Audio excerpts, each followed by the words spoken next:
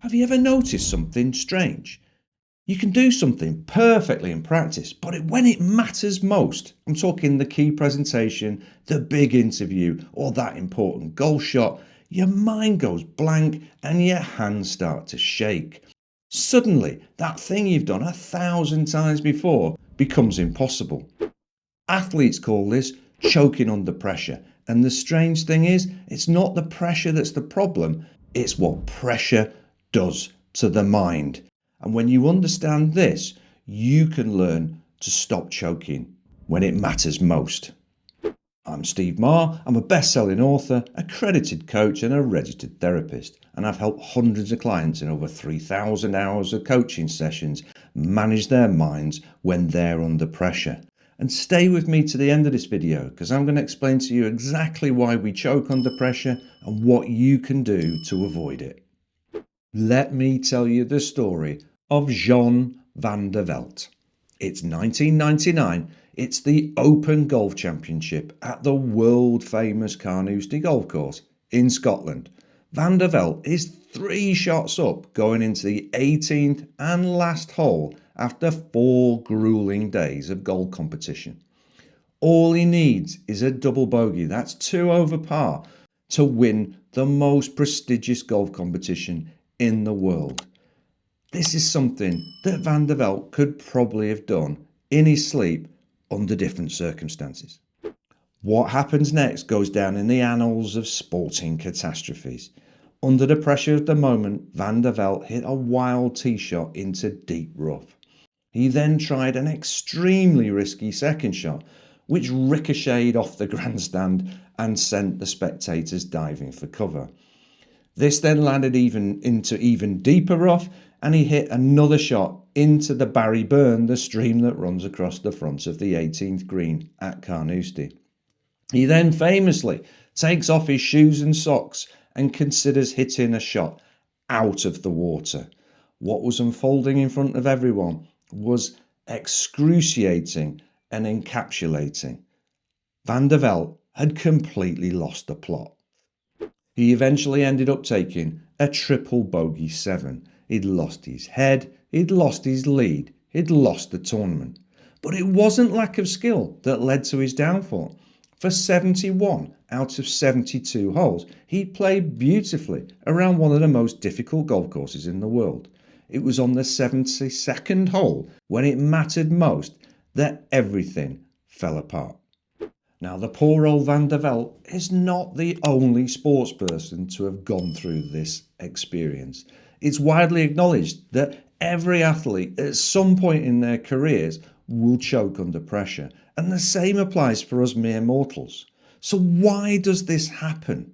Why do we lose the ability to perform when it matters most?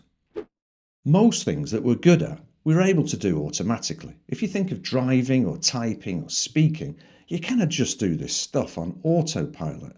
But when pressure comes along, something changes. Under high stress, our brains start to ask the question, wait, this is important. I need to control this. And that's where the problem begins. Psychologists call this phenomena explicit monitoring. Instead of trusting our well-honed and trained skills, we start watching our own performance. For example, tennis players will say to themselves, remember to pull your arm back and keep your arm straight. A speaker will say to yourself, don't forget your next sentence. We've started to micromanage what's going on, and that's when performance collapses. You see, pressure triggers a powerful stress response in us. It releases stress hormones like cortisol, which interfere with the way we think and disrupts automatic skills.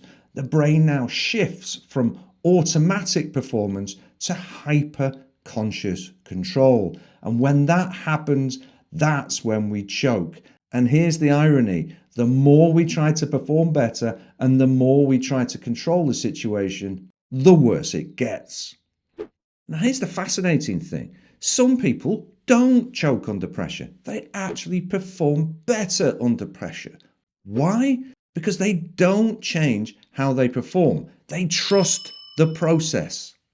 So how do we stop choking under pressure? Well, psychologists have got three powerful techniques that can help us with just that.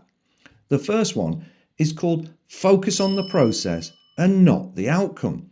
As soon as we start shifting to the result, that's when things will go wrong. So instead of thinking, don't fail at this, focus on what is my next action. The second powerful technique is called practice under pressure. You see, your brain can learn to cope with high pressure situations like it can learn a new skill.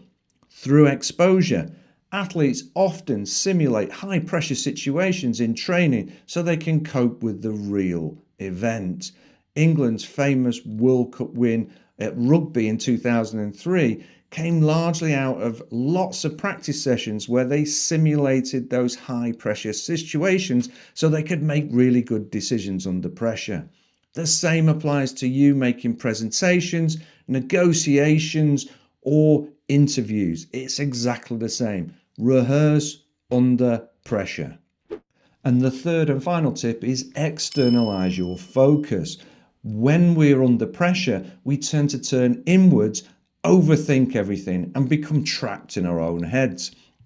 Taking things outside of ourselves has the ability to calm ourselves down. I play golf every week, not very well, but I notice that when I start to play particularly badly, I kind of get stuck in my own head. I overthink everything. I get trapped in my own head.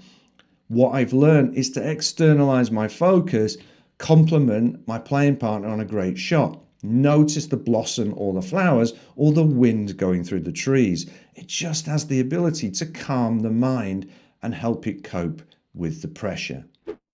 And here's the strange truth about choking under pressure. It's not about lack of skill. If you take Roberto Baggio, the famous Italian football player, he had a penalty kick to win the World Cup for Italy in 1994, and he blasted it over the bar. He'd probably taken 1,000 penalties successfully, and in the moment, he never executed one as badly as he did on that day, in that moment. When the pressure rises, your job is not to try even harder. It's actually to get out of your own way, because your best performances rarely happen when you try to control everything. Your best performances, well, when you allow yourself to trust yourself and trust the process. So if you want to perform well under pressure, it's not about having confidence, it's actually about focusing on clarity and attention, and let your training and your practice take over and do their thing.